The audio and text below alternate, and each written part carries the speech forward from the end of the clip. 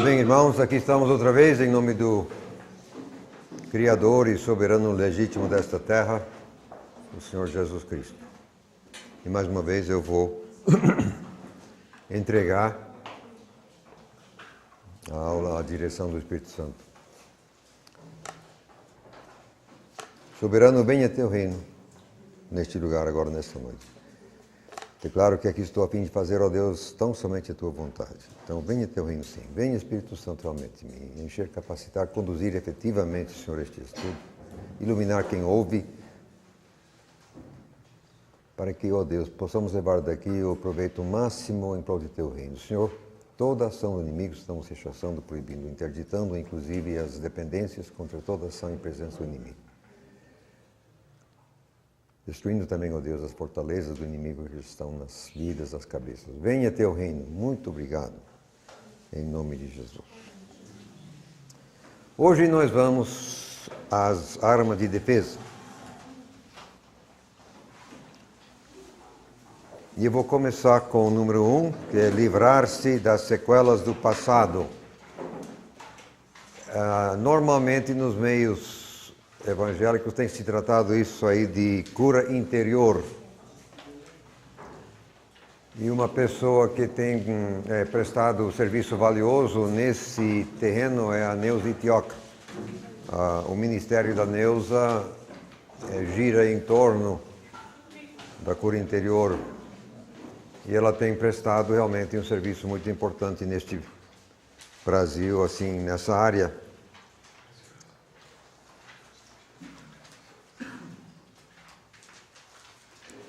Em alguns meios evangélicos não se dá muita importância ao batismo na água ou com água. Eu, inclusive, pessoalmente fazia parte dessa ala até certo ponto, até certa altura. Eu digo, inclusive, porque eu não entendia adequadamente de que se trata e acho que esse dizer alcança os demais, atinge os demais. Eu convido a atenção para a primeira de Pedro, capítulo 3, de verso 21. A tradução que eu vou ler aqui não está muito lá bem feita, mas dá para extrair a ideia, creio. A primeira de Pedro, capítulo 3, de verso 21, que também, como uma verdadeira figura, agora vos salva o batismo, não do despojamento da imundícia da carne, mas da indagação de uma boa consciência para com Deus, pela ressurreição de Jesus Cristo. O que está em jogo não é um banho com água, o que está em jogo realmente é uma troca de compromisso. Antigamente, na igreja primitiva, não se tinha esse negócio de curso de preparo para o batismo. Então, às vezes a pessoa fica 1 mês, 2 meses fazendo curso para poder depois se batizar. Antigamente, a pessoa se declarava e água nele. Quer dizer, era imediato, nada de um curso para preparar o sujeito. Por quê? Era que eles entendiam o batismo de forma diferente. Para eles, o batismo na água era uma declaração aberta de que você estava trocando de reino. Você estava saindo do reino de Satanás, estava passando para o reino de Jesus, e você estava rejeitando Satanás e o mundo por ele dominado, estava se colocando debaixo da proteção do Senhor Jesus, quebrando com isso todos os vínculos com Satanás e o mundo. Ora, entendido dessa forma, o batismo de repente adquire um valor tremendo. Infelizmente, a maioria das igrejas ditas evangélicas estão nem aí. Quer dizer, há muito tempo esqueceram de que se trata. Nesse sentido, eu recomendo a todos. O importante é você formalmente, publicamente, rechaçar Satanás e seu domínio e seu mundo, e se colocar debaixo da proteção do Senhor Jesus. Você está invocando o Senhor Jesus sobre a sua vida, isso é importante. Depois, havemos de nos livrar de pactos e maldições que vêm dos outros. O capítulo 20 de Êxodo, verso 5, nós já tratamos, onde o próprio Deus diz que ele vai levar as consequências do mal até a terceira ou quarta geração. Isso existe, isso é meramente um fato, mas não é um fato inescapável. É perfeitamente possível alguém quebrar esse efeito. Eu convido a atenção para um texto não tão bem conhecido assim, Levítico 26, e verso 40. Você vê aí esse capítulo 26 todinho, a partir do verso 3 até o verso 13, vai falando das bênçãos, das promessas, caso eles sejam obedientes. Aí, a partir do verso 14, é o outro lado, é a maldição que vem se forem desobedientes. Infelizmente, você observa que isso ocupa 3 vezes o espaço do outro. E se você faz tempo que você não leu esse capítulo 26, ou se você nunca na vida leu esse capítulo 26 de Levítico, recomendo, que é para arrepiar. É sério. Neste momento vou me contentar com o verso 40.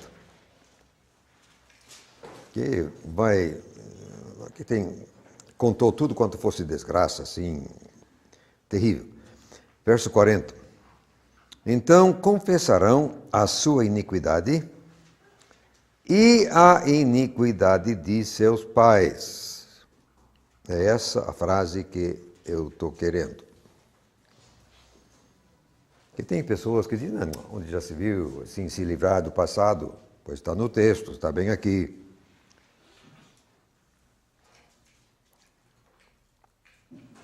E a iniquidade de seus pais, e as suas transgressões, quer dizer, as transgressões deles, dos pais, com que transgrediram contra mim. Como também eles andaram contrariamente para comigo. Então, isso existe. E você deve conscientemente se desvincular de qualquer coisa que venha do passado, através de seu pai, seu avô, enfim. Que isso funciona no âmbito espiritual. E Satanás sabe muito bem como aproveitar essas coisas.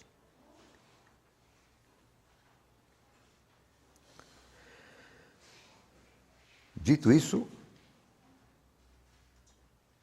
não estou com isso comentando os ataques presentes. Nos defendendo dos ataques presentes é outro assunto que eu já vou para ele. Estou falando das sequelas que vêm do passado. E nesse exato momento, sequelas através dos outros. Ontem, não me lembro quando foi, eu comentei, uma ex-aluna minha, mulher de Deus, assim, realmente que dava gosto, mas ela, filha de bruxa, foi dedicada a Satanás enquanto bebê, assim como nós dedicamos os nossos a Jesus. Isso funciona, pessoal.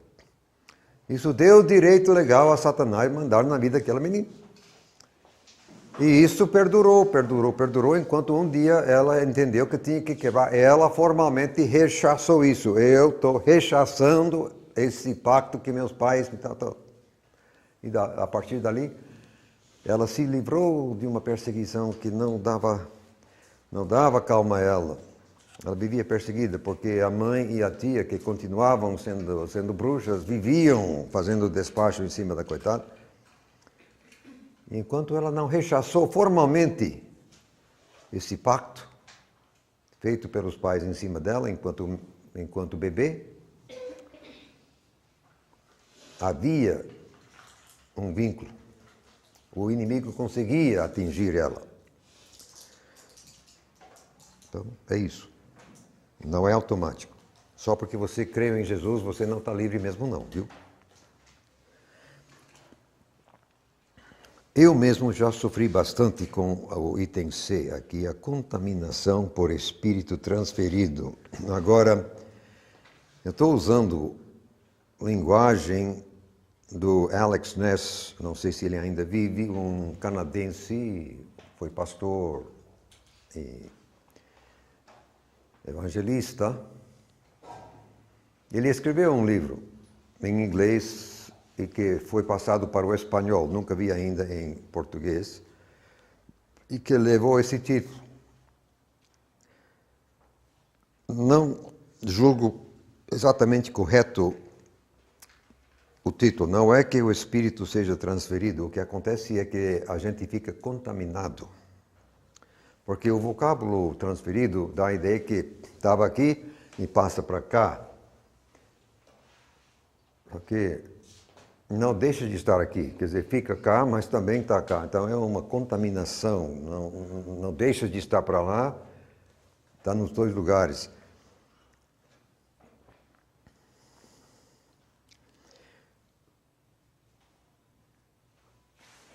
Creio que muitos pais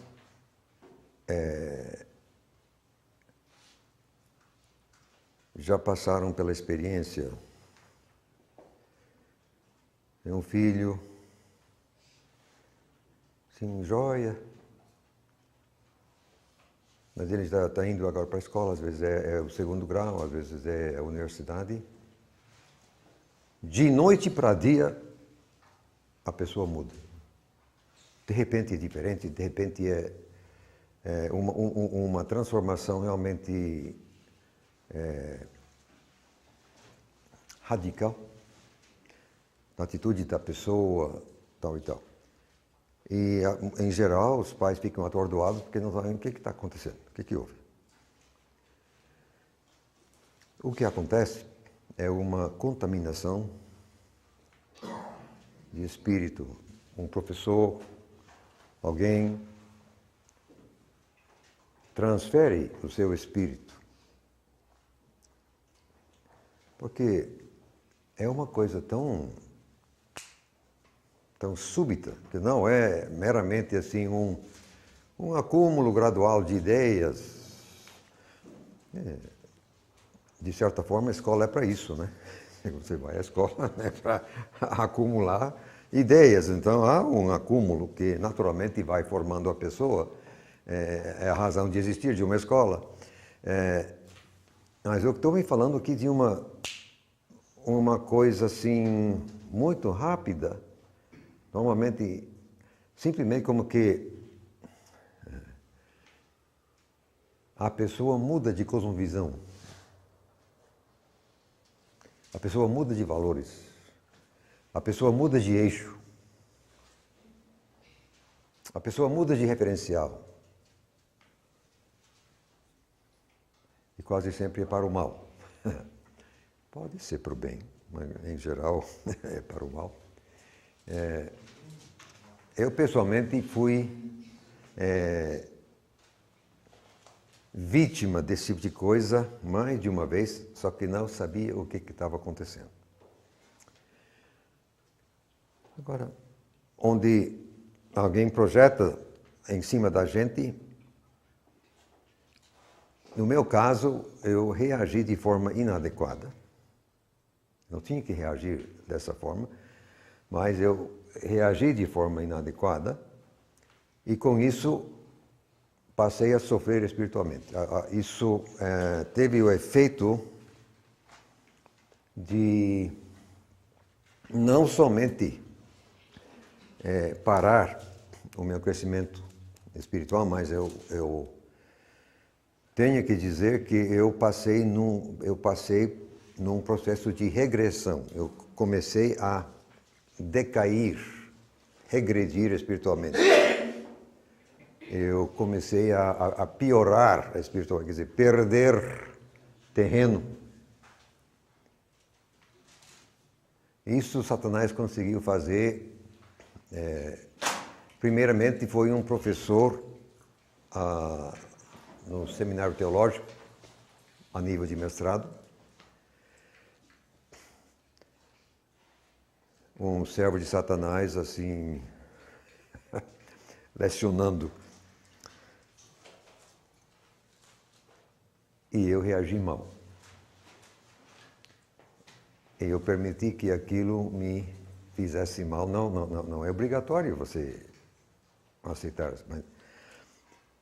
Aí, não satisfeito, o inimigo ainda arrumou outra emboscada. Quando eu ingressei na missão Wycliffe para a tradução da Bíblia, usou alguns diretores da própria missão para me desgraçar espiritualmente.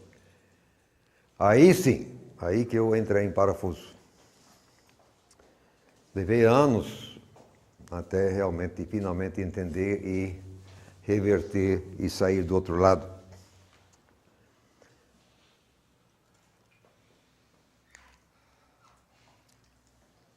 Só quero dizer que isso existe. A exata forma que isso vai tomar, imagino que pode ser diferente. Eu vi isso nas minhas duas filhas. Todas as duas também passaram por uma experiência semelhante. E o efeito, no caso das duas filhas, é que ambas as filhas viraram contra mim. Quer dizer, rejeitaram a minha autoridade como pai. Elas já estavam um tanto fora do ninho, quer dizer, já estavam na universidade e aí já vão de qualquer forma assim levantar voo e cuidar das suas próprias vidas. De fato, as duas casaram e aí eu fiquei livre, quer dizer, agora são os maridos que têm que cuidar. Eu tenho um grande apreço por meus genros, sabe? Eu tenho um grande apreço por meus genros. Eles agora que têm que cuidar. Eles agora que têm que responder. E estou livre. Obrigado, Senhor.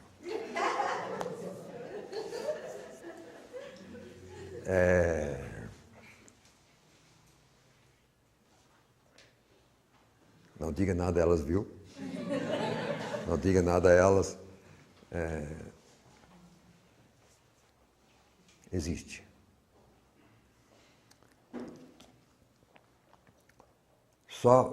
O que só posso dizer, como eu não posso dizer que forma vai tomar, eu não tenho como dizer isso, que isso é muito particular. Só posso dizer, olha, existe. Fique atento. Tanto na sua própria vida e experiência, como também de outros.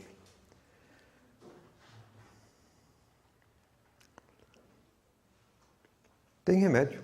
Você pode sair, você pode rejeitar, você pode voltar, você pode se renovar. No meu caso particular, foi um processo lento. Não foi assim, noite para dia, não. Creio que de alguns anos para cá, eu estou subindo outra vez, quer dizer, recuperei todo o terreno perdido e agora... Mas eu olho para trás, acho que eu perdi bem 20 anos. Eu perdi bem 20 anos. O que não é uma boa notícia, sabe? Isso não é uma boa notícia. Mas como eu já disse, eu não vou ficar aqui fingindo. Se eu fico aqui fingindo, não vou ajudar ninguém. Eu estou contando aqui. A dureza pode ser que sirva para vocês.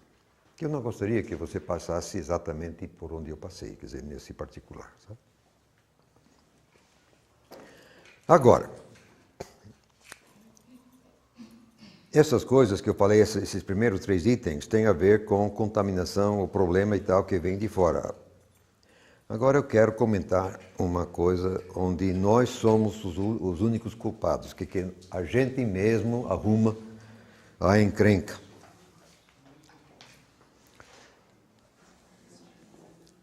nem sempre entendemos o que estamos fazendo, mas nem por isso deixa de ter seus efeitos. Eu vou começar agora em Jeremias, capítulo 17. Você pode observar que eu não estou me prendendo unicamente ao Novo Testamento. Eu estou tirando subsídios de todos os lados, toda a Bíblia.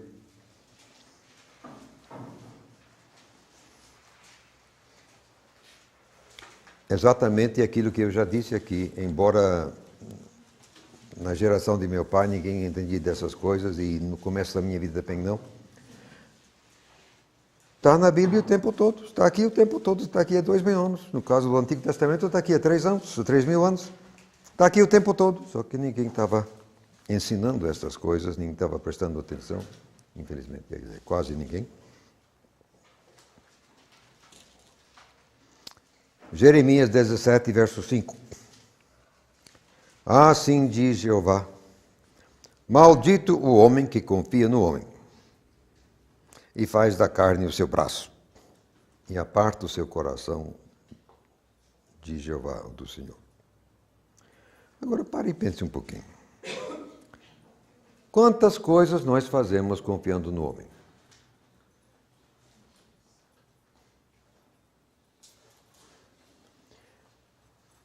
Que porcentagem da nossa vida religiosa nós fazemos dependendo do homem? Quantos crentes estudam a Bíblia por conta própria para chegar assim mais perto?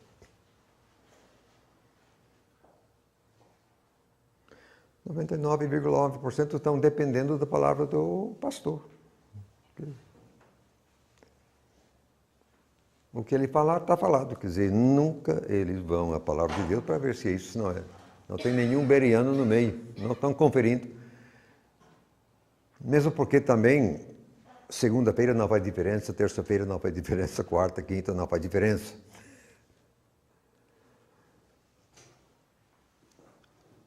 Maldito o homem que confia no homem, palavra de Jeová. É bom começar a abrir o olho. Ainda que em Jeremias 48, verso 10,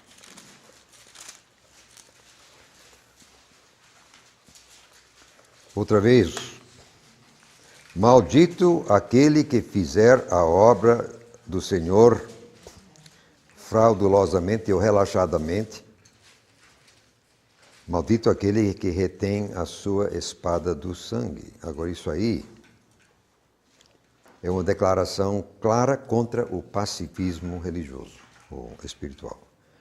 Maldito aquele que retém a sua espada do sangue. Se você tem espada, você tem que sair à procura do sangue do inimigo. Você tem que derramar sangue. É para isso que serve a espada, no caso. Nós já temos comentado o Salmo 149. Os santos estão nas suas camas com espada de 2 gumes. Maldito aquele que retém a sua espada do sangue. Nós temos que guerrear, não é opção. Pelo menos não é opção válida. O nosso rei não nos dá a opção de ficar alheios à guerra, bancar o pacifista. No terreno espiritual, não.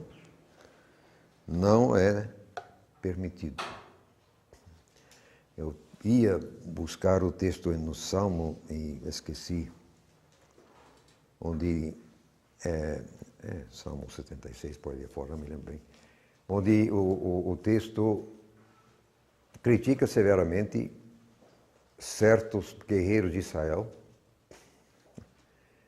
que não foram à luta. E isso é tido como traição, é dito assim. Eu vou depois achar isso. Me escapou.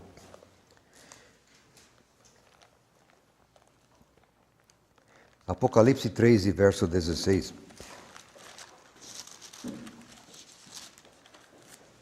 Aqui estamos numa das cartas, a saber, a carta à igreja de Sardes.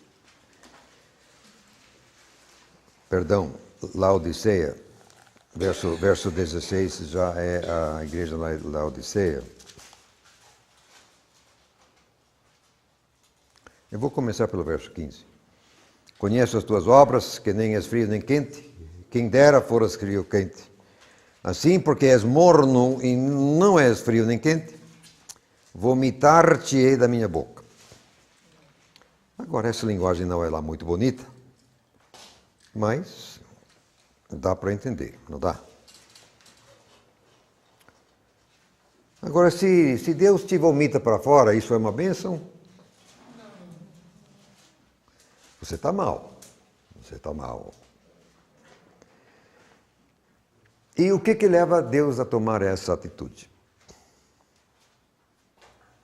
É exatamente a postura da pessoa. A pessoa não é nem quente, nem frio. A pessoa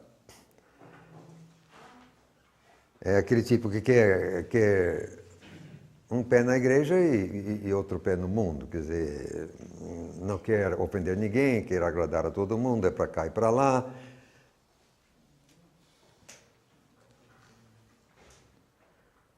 Agora, quem tomar esse tipo de decisão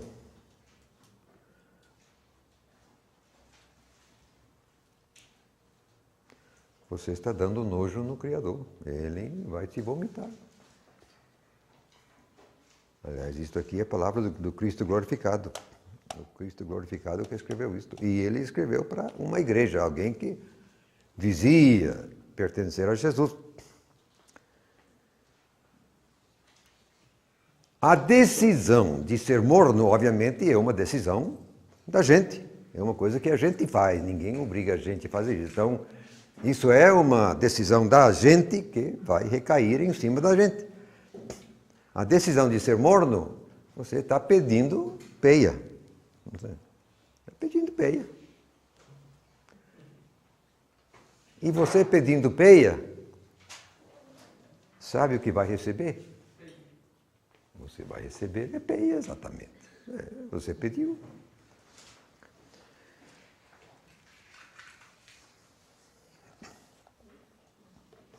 Malaquias.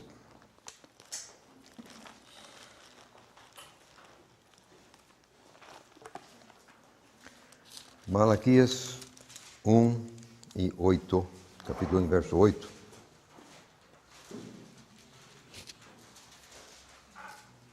Eu vou começar pelo verso 7 para pegar a sequência. O Senhor Jeová está mal satisfeito com o povo de Israel, então ele vem aqui dizendo algumas coisas. Ofereceis sobre o meu altar pão imundo e dizeis: em que te havemos profanado? Nisto que dizeis, a mesa de Jeová é desprezível. Porque quando ofereceis animal cego para o sacrifício, isso não é mal. E quando ofereceis o coxo ou enfermo, isso não é mal.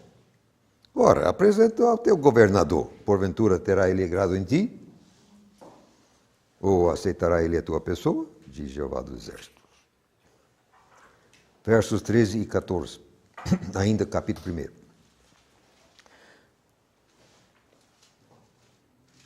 Verso 12, outra vez. Vós o profanais quando dizeis a mesa do Senhor é impura, o seu produto, isto é, a sua comida é desprezível. Dizeis ainda: eis aqui que canseira. E lançaste a desprezo de Jeová dos Exércitos. Vós ofereceis o que foi roubado, o coxo, o enfermo. Assim trazeis oferta. Aceitaria eu isso da vossa mão? Diz Jeová. Agora, meus amados e distintos, nós hoje em dia não estamos trazendo animal assim com 4 patas. Nós não temos agora que matar ovelha e tal, etc. Mas será que a gente nunca traz assim animal coxo para o Senhor mesmo, não? A gente não faz isso, não? A gente não traz assim o que sobrou, né? A gente traz o que sobrou. A gente traz o que não vai fazer falta. E a gente... Será que a gente nunca disse a respeito de certas coisas? Mas isso é uma canseira, sabe? É canseira, é chato. A gente nunca faz isso não, né?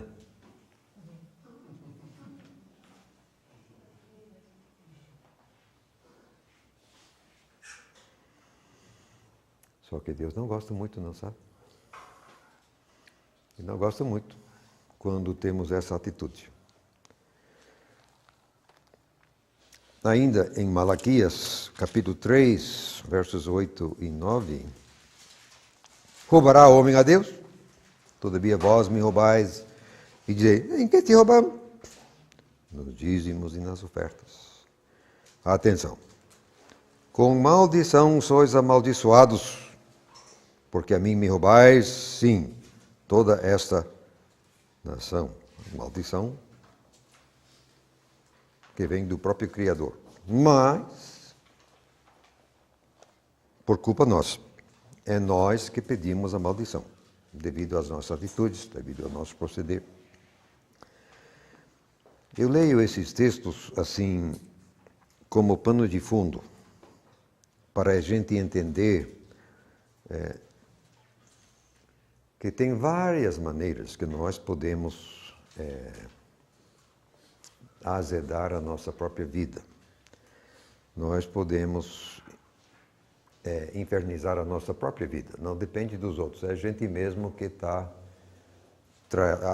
atraindo, é a gente mesmo que está pedindo, é a gente mesmo que está fazendo por onde. Aí nós levamos as consequências necessárias e naturais, que com Deus ninguém brinca. Ninguém brinca. Você acha que vai brincar com... Não brinca, não. Ele é o soberano. Com ele não se brinca. Ele nos oferece o privilégio de conhecê-lo, de pertencer a ele, de servi-lo. Ao servir a Deus, ninguém está fazendo um favor a Deus. Não, ninguém está prestando um favor a Deus. Ele está prestando um favor a nós, permitindo que nós o sirvamos. Isso sim.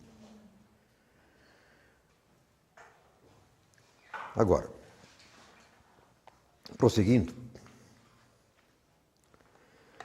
já tratei a questão de cosmovisão, as pressuposições, o conjunto de valores que orienta a nossa vida, ou rege a vida da pessoa. Eu volto a essa tecla, quem sabe eu vou voltar outras vezes, que essa questão é chave, essa questão é âmago, essa questão é crucial, porque é a cosmovisão da pessoa que rege a vida da pessoa. A pessoa é o que é a partir da cosmovisão que a pessoa adotou, a filosofia de vida, o conjunto de valores, as pressuposições. São frases sinônimas, dizem respeito à mesma coisa. Ideologia, enfim. Agora, qualquer pressuposição ou valor que é contra o que a Bíblia ensina, vai aí humanismo, relativismo, materialismo e um sem fim de outros ismos, qualquer valor ou pressuposição assim é de origem satânica. Só tem 2 reinos no mundo, só tem 2 casas, só tem 2 times, só 2, não tem terceira via. Então, se não é de um lado, é do outro lado. E essas coisas, como são de origem satânica, e portanto de propriedade dele, essas coisas constituem ou fazem fortaleza do inimigo na mente de qualquer pessoa. No momento que você comprar qualquer ideia humanista, qualquer ideia relativista, qualquer ideia materialista, qualquer ideia espírita, qualquer ideia... O que você fez foi dar a Satanás um ponto de contato dentro da tua mente. Em termos militares, nós chamamos isso de cabeça de ponte. Porque antigamente, antes de existir avião e tal, os rios representavam barreiras naturais assim, bastante sérias para você levar um exército, para transpor um rio. Então, se possível, você faria por onde construir uma ponte. Uma vez que tem uma ponte, você passa. Só que, para você construir uma ponte, você tem que controlar um pedaço de chão do outro lado. Cabeça de ponte. E quando nós compramos qualquer mentira, qualquer ideia improcedente, como Satanás é o pai da mentira, a palavra do Senhor Jesus, qualquer mentira que a gente comprar é uma cabeça de ponte para Satanás na cabeça da gente.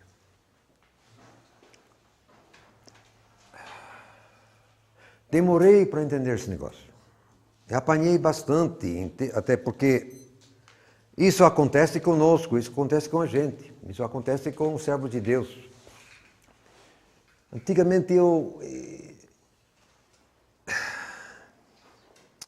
ficava sumamente frustrado, como também sem entender.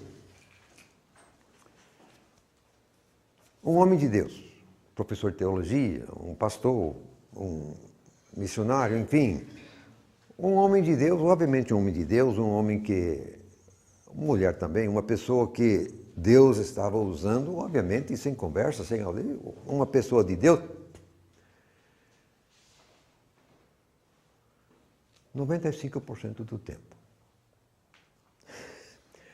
Mas em uma certa dada área, no momento que a pessoa falava ou agia, atuava nessa área, totalmente diferente. Coisa maligna mesmo. Isso, mas como pode? Como pode? Como pode? Demorei. Agora eu sei. É que aquela pessoa comprou uma mentira numa área. Você, quem me conhece assim mais de perto, sabe que eu sou perito na área da crítica textual no Testamento. A crítica textual do Novo Testamento é a questão da preservação do texto. Pois o que domina no mundo lá fora é uma teoria satânica conhecida por teoria de Hort, ou Westcott Hort. Satânica essa teoria. Mas é a teoria que domina nos todos os meios assim evangélicos, nas escolas, seminários, enfim. Praticamente todas as Bíblias de qualquer língua refletem essa teoria e suas consequências. Foi aí que comecei realmente a entender.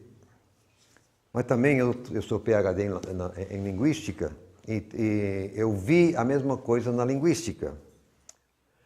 A teoria de Chomsky é satânica. E eu vi o que acontecia com as pessoas.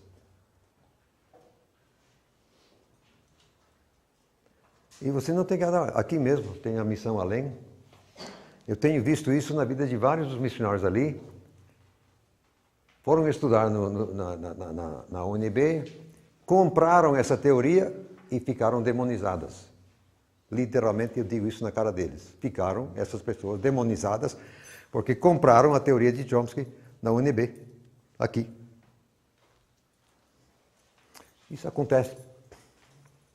Então, um pastor, um professor no seminário e tal, pura beleza, exceto no momento que ele abre a boca ou pega a caneta na área da crítica textual. Aí é satânico. O Daniel Wallace é um desses. Ele é uma beleza em qualquer lugar, até o momento que ele pega a caneta para escrever, aí é puro demônio.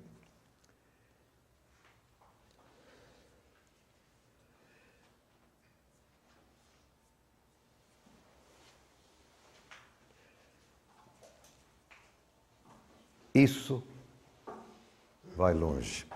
As consequências, as implicações disso aí, meus amados irmãos, isso é terrível.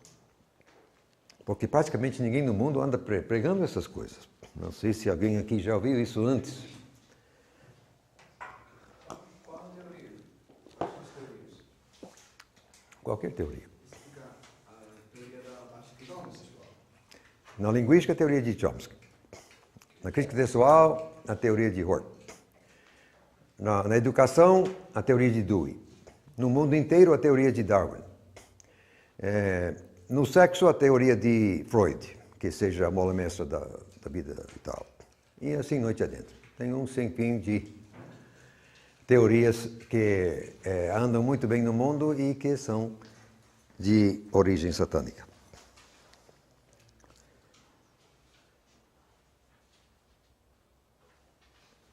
O que eu quero que você entenda é que nós temos que peneirar muito bem peneirado as ideias que nós vamos importar para dentro da nossa cabeça.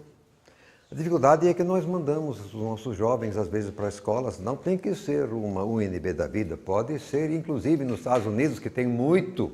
Cada cidade de algum tamanho tem uma universidade evangélica. Como um dia foi a Mackenzie, em São Paulo. Satanás tomou há muito tempo, mas um dia aquilo foi uma universidade evangélica. E nos Estados Unidos tem isso, muito. Então você manda seu filho para uma universidade evangélica, aí vai ser bom. Vai e não vai, quer dizer, é uma mistura. Só que nós enviamos nossos jovens sem orientá-los, sem preveni-los. Nós confiamos no nome da instituição. Só que não resolve, minha gente. Não, resolve.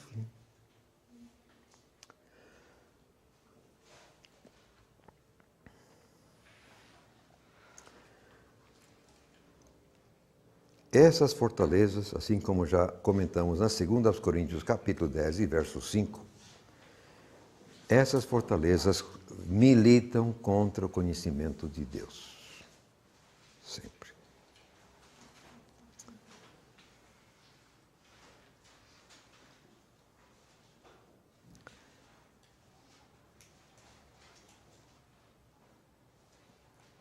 Eu digo mais uma coisa, isso aqui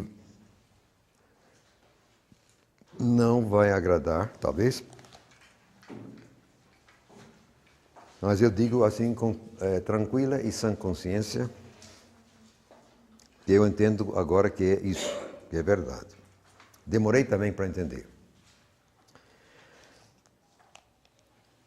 Eu ficava, de início, eu ficava meramente assim, meio assim, intrigado, assim, puxa vida, onde já se viu? Todos nós somos assim, nós conhecemos as pessoas. A pessoa é calma, assim, abalizada, a pessoa é tranquila, até o momento que você toca num determinado assunto. Nesse assunto, a pessoa vira brava. Você nunca viu isso? Nesse assunto, a pessoa perde a calma. Não existe isso? E, inclusive, questões teológicas. Doutrinas, assim, da igreja A, B, C ou D. Eu digo para quem quiser me ouvir, provavelmente, sempre que você vê alguém agindo dessa forma ou reagindo dessa forma, é porque aquilo é uma fortaleza de Satanás na cabeça da pessoa. Eu digo isso com cabeça totalmente fria e com consciência totalmente sã. Pode existir alguma exceção, eu não estou dizendo que é sempre assim, mas que normalmente é assim, eu já entendo que é. Quando a pessoa perde o equilíbrio, assim, perde o controle, não é o Espírito Santo. É mais provável que seja uma fortaleza de Satanás, e às vezes é uma doutrina. Aliás, nada melhor do que uma doutrina da igreja. para animar as pessoas, esquentar uma discussão.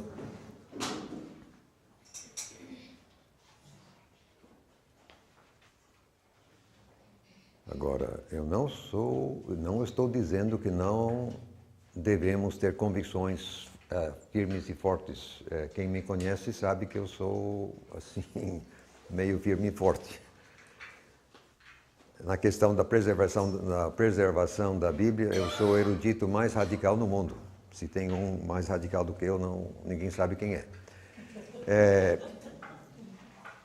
Então, não estou aqui para dizer que não havemos de ter posições, convicções firmes, fortes, coisa e tal. Não é isso.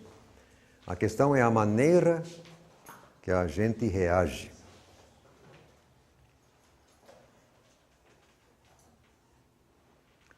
É a maneira que a gente conduz a conversa. Em se tratar de... Eu já disse ao Daniel Wallace, eu já disse diretamente a ele que ele, quando ele escreve, é demonizado. Eu já disse a isso, ele, assim, diretamente, escrito, não foi, mas um e-mail que ele não gostou muito. Né? Ele não gostou muito, mas nem por isso eu não fico assim, esbravejando com ele. A gente, quando é para conversar, a gente conversa um antes, eu não fico esbravejando.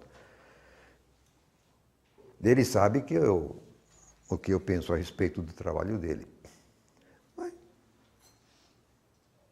recentemente eu troquei uns e-mails com ele e tal, tudo na maior delicadeza, assim, no maior respeito, assim, educação. Ele sabe o que eu penso. Mas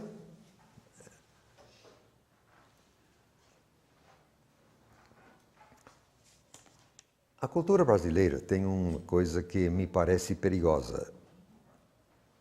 Você, andando no meio onde tem pessoas conversando, coisa e tal, repetidas vezes num dia você vai a alguém dizer, eu não aceito. Não aceito. Não aceito. Não é assim? Não é muito comum? Eu não aceito.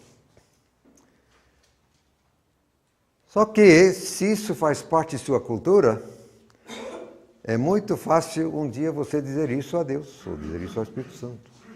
Eu não aceito. O que, naturalmente, é sumamente perigoso. O texto fala da gente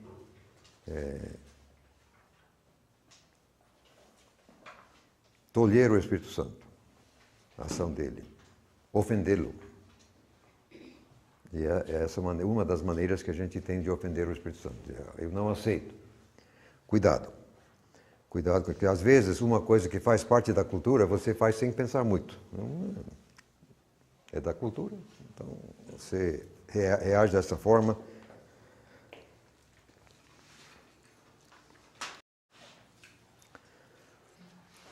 Havemos, meus irmãos, de entender que existem laços do diabo.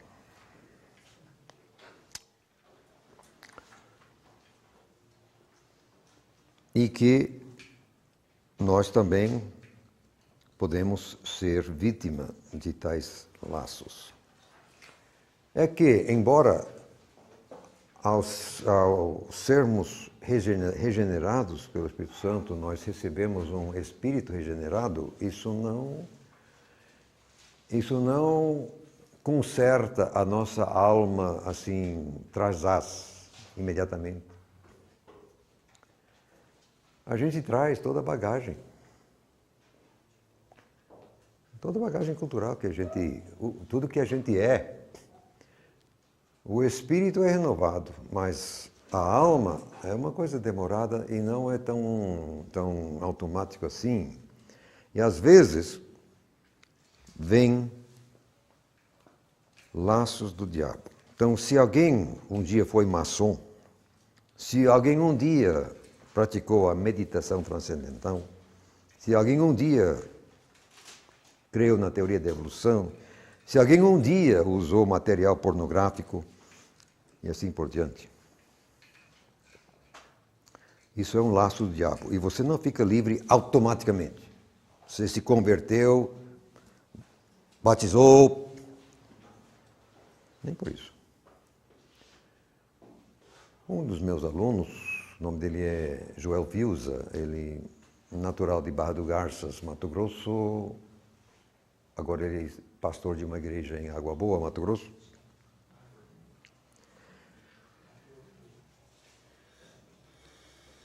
Ele tem a maior igreja em Água Boa, talvez 500 pessoas. Começou há 8 anos, com 20 pessoas. Razoável, não? De 20 para 500 em 8 anos. Colocando em prática aquilo que ele foi ensinado. Mas, sim, quando ele era aluno, dentro da escola da gente, lá em Taguatinga,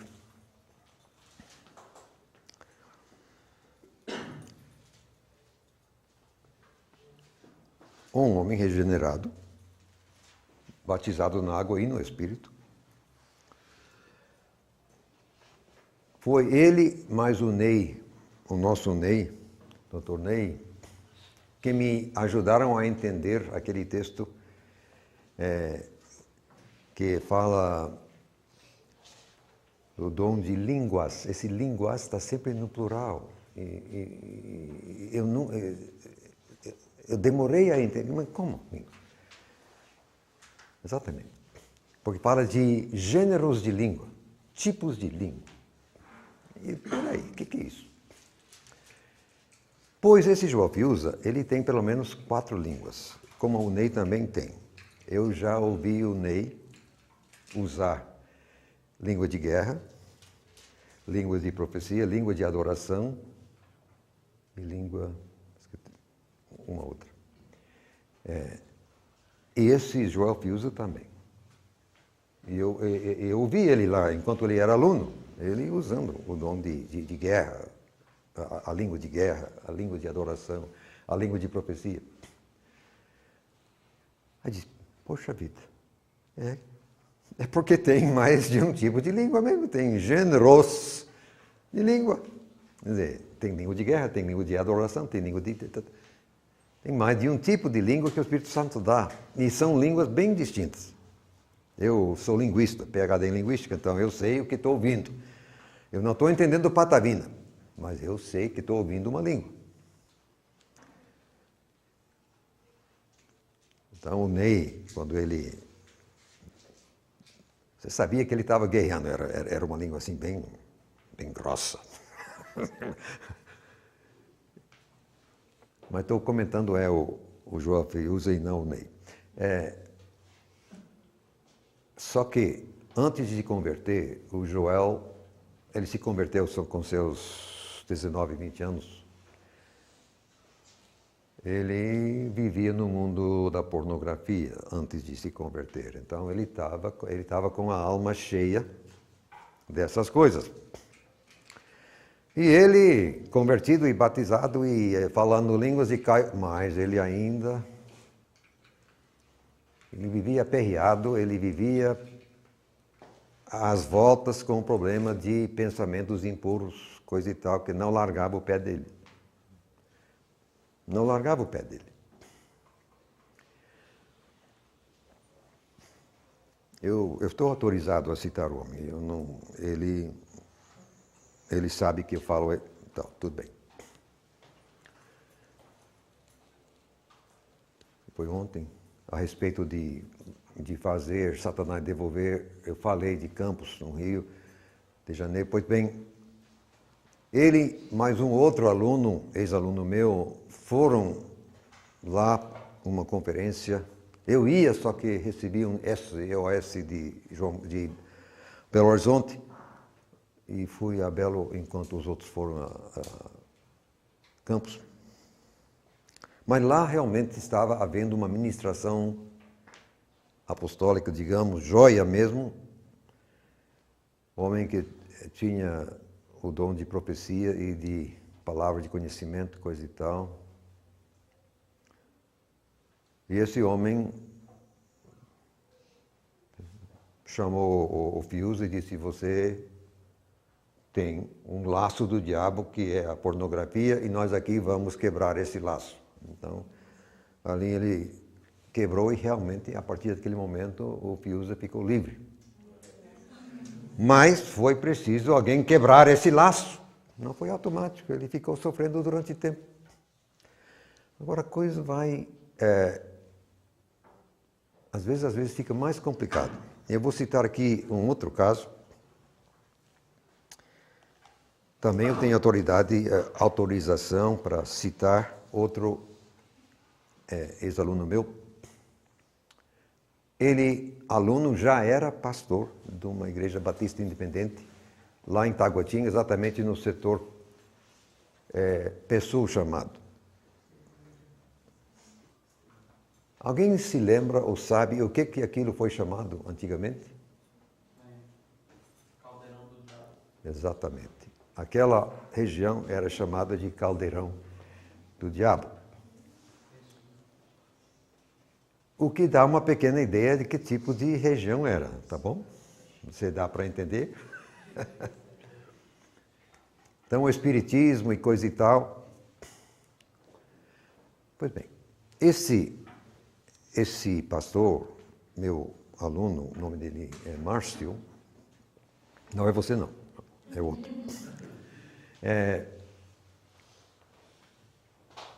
Ele me procurou um dia após a aula.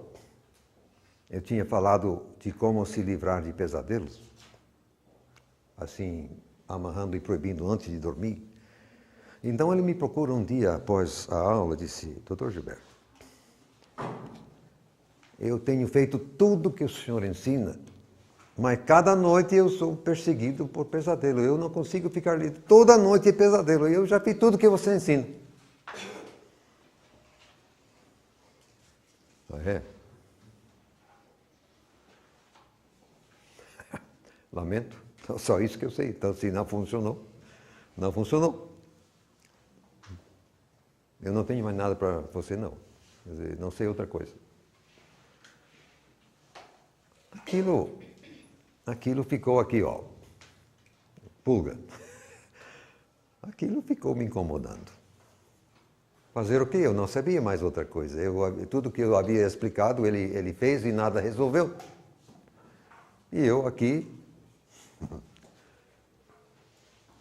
Ele foi também lá, naquela mesma conferência em Campos. E o profeta lá chamou ele por nome, ó, vem cá. Você tem um problema de pesadelo, não tem? Sim, senhor, e não é pouco não. O seu problema é por causa da tua mulher. Antes de você casar com ela, ela foi de um pai de santo. E através desse vínculo íntimo que ela tinha com o pai de santo, e agora que você tem com ela, mas o pai de santo está te atingindo. E você tem que voltar em casa, sentar a mulher à mesa, vocês dois, você vai explicar o que está, e você vai dizer que ela tem que formalmente quebrar o vínculo que ela tinha com esse tal.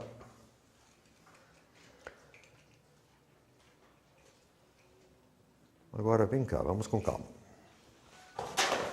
Vamos ver se a gente entende esse negócio.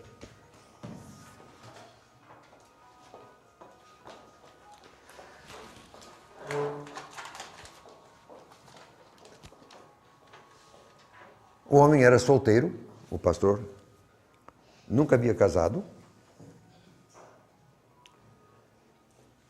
Essa mulher era viúva,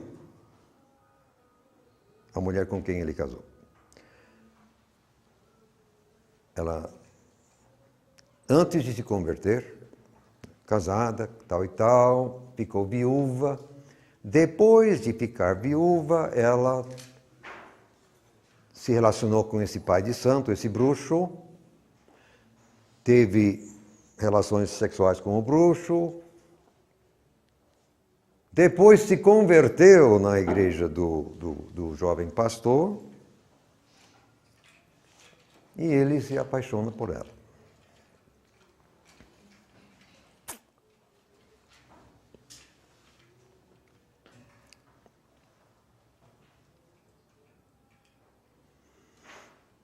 Casou com ela. Casou, legalmente casados.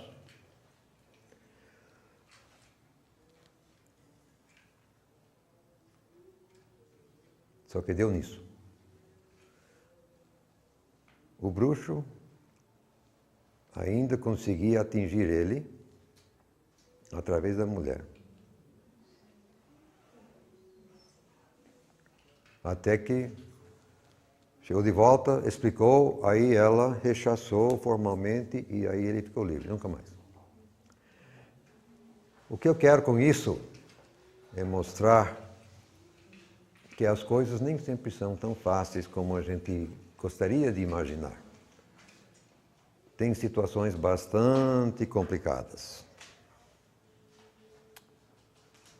Aquilo me pegou de surpresa. Eu confesso que aquilo me surpreendeu. Eu não esperava por essa, não. Mas é isso. Foi assim. Esses laços do diabo podem ser bastante sutis. Como no caso. E não tivesse um profeta lá em Campos que recebesse a revelação e dissesse, se dependesse de mim, esse coitado do pastor Márcio até hoje, a não ser que Deus me revelasse. Nunca imaginei uma coisa parecida. Só por revelação de Deus mesmo.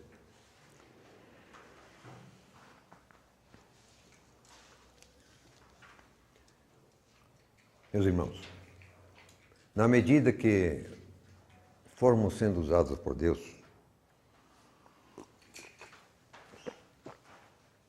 as pessoas vão nos procurando, pedindo ajuda, pedindo explicação, enfim, etc.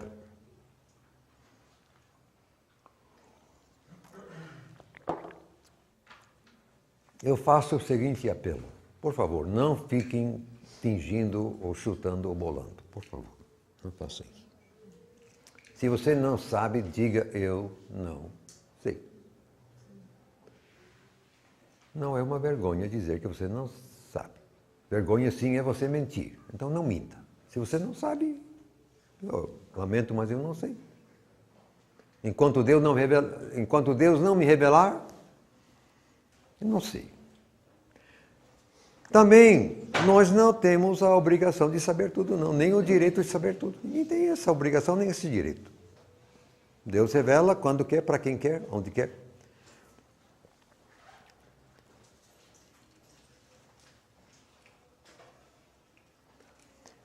Esses laços do diabo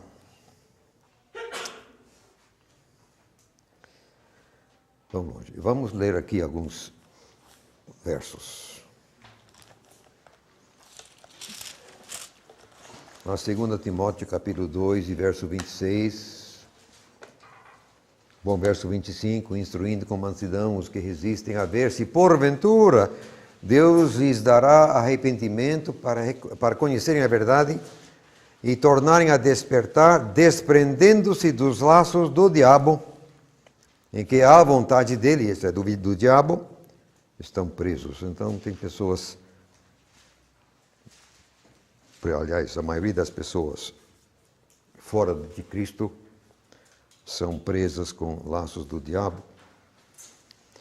Atos 8 e 23.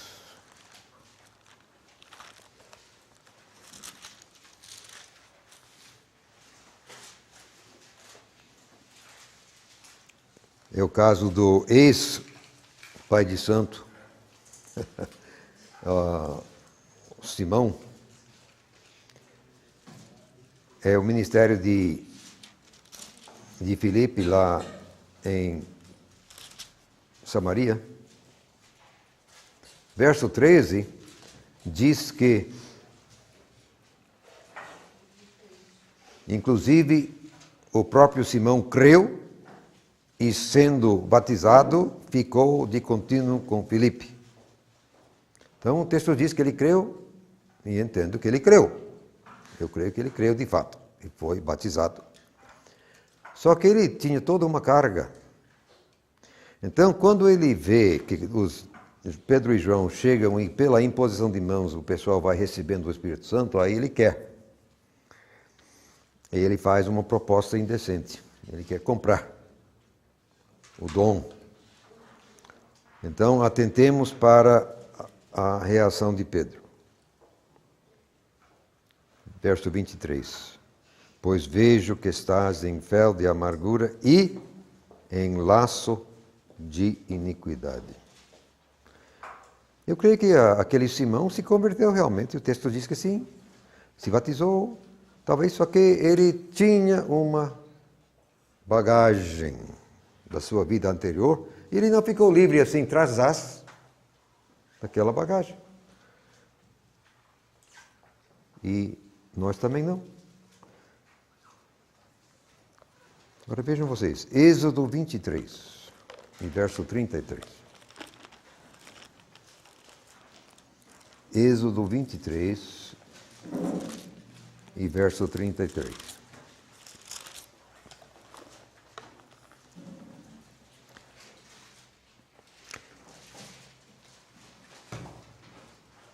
No verso 31, Deus diz que ele vai lançar os moradores da terra para fora, diante deles. Verso 32, não farás aliança alguma com eles ou com os seus deuses. Foi aí que Josué pisou na bola com os gibeonitas.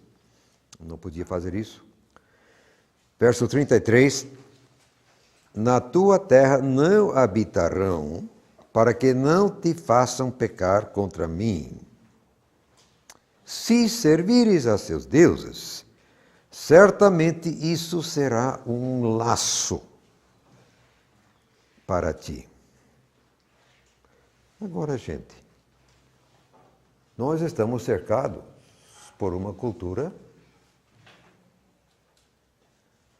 inimiga de Deus, e essa cultura tem uma certa variedade de deuses.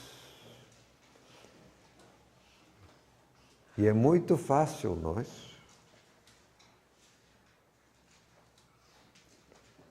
servirmos a esses deuses. Vai aí o humanismo, o relativismo, o materialismo, o sexismo.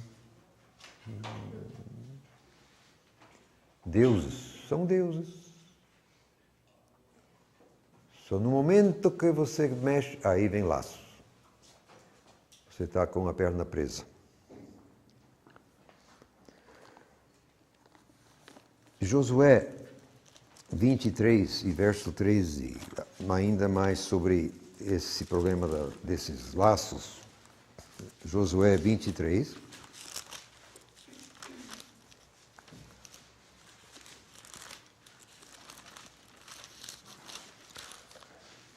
Verso 13.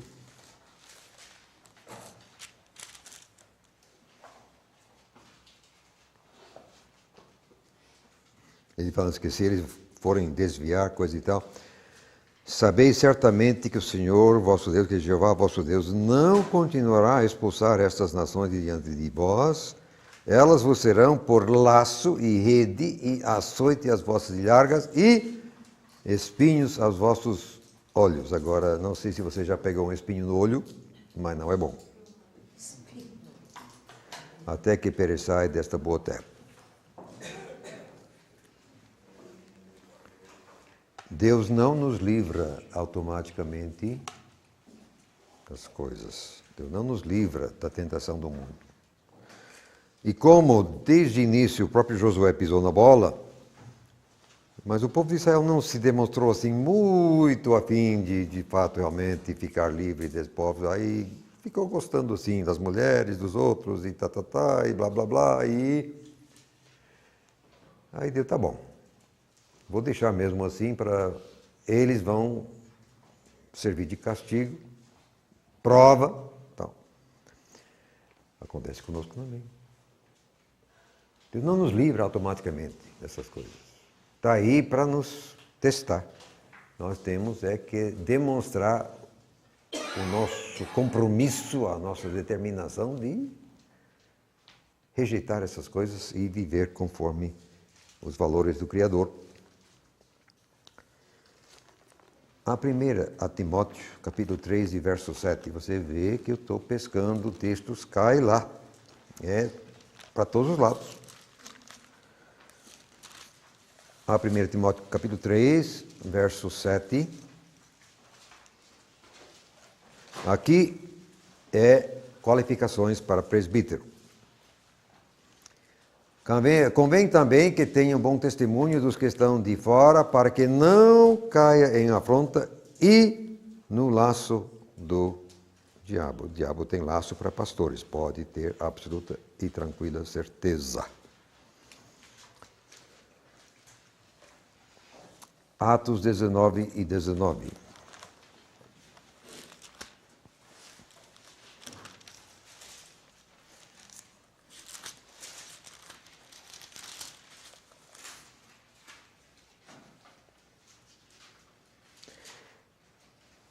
Aqui temos um bom exemplo, aqui é o contrário.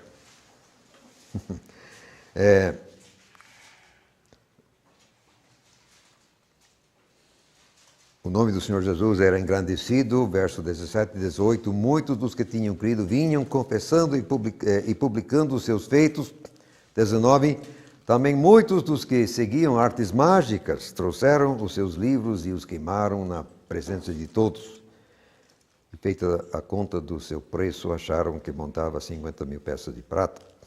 Quer dizer, os objetos queimados representavam algum valor monetário. Agora, aproveito este exemplo, aliás, muito bom este exemplo, para dizer uma coisa a respeito de apetrechos do inimigo.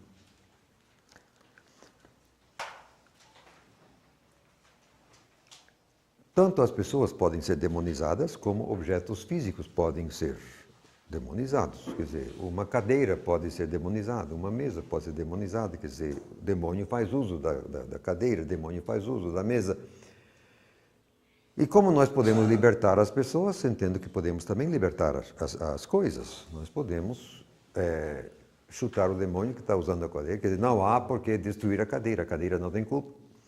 Cadeira é útil, nós podemos utilizar a cadeira para coisas boas, não há por que destruir a cadeira, ou uma mesa, enfim. Mas tem certas coisas que são do inimigo e só servem, as búzios, por exemplo, ou alguma outra coisa. Essa figa, né? É isso que chama? Você sabe para que serve essa figa? É para botar feitiço em alguém.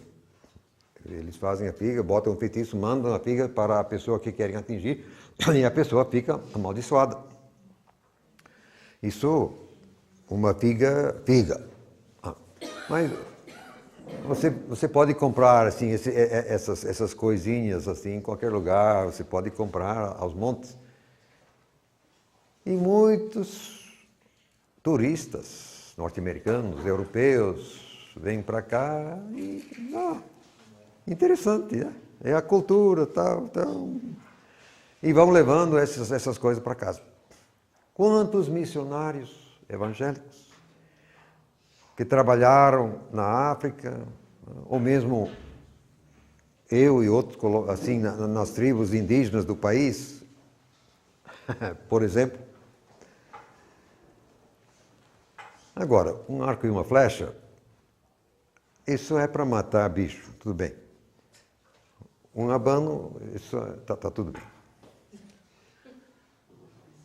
Mas isto aqui é para quê, gente? Isso aqui é para quê? Isto aqui é para quê?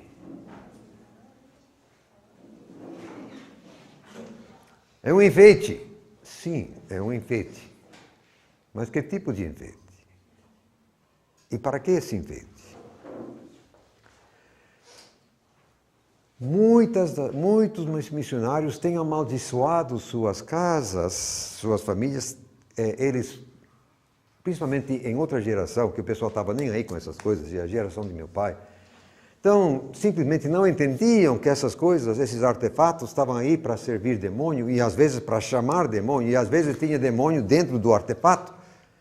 levam para casa. É um exemplo da cultura local, tal.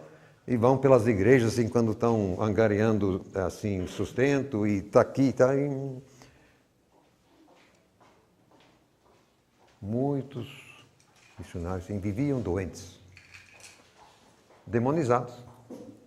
Trouxeram o bicho para casa. Isso é constante. Tenha cuidado, por favor. Se você já comprou essas máscaras, um sem fim de apetrechos, tem que dar... Todo cuidado é pouco. Pode ser inocente, como também pode não ser. Pode não ser. E esses que se converteram aqui, souberam, bom, aqui era objetos abertamente dedicados ao uso assim satânico. Então não era dúvida que eles que serviam a Satanás antes, agora se converteram, eles sabiam perfeitamente para que serviam essas coisas e eles trouxeram e queimaram, destruíram. Eles sabiam o que estavam fazendo. E muitas vezes, quando alguém se converte, esse alguém sabe o que está e ele toma as devidas assim, atitudes para se livrar. A dificuldade somos nós, os outros, que achamos que isso é bonito, né? Isso é arte assim do povo, Aí nós dançamos. Às vezes trazemos realmente maldição para dentro da casa. Isso tem acontecido tantas e tantas e tantas vezes. Bom, irmãos, nós vamos parar aqui, ter o nosso intervalo, porque o próximo assunto é, se possível, ainda mais pesado.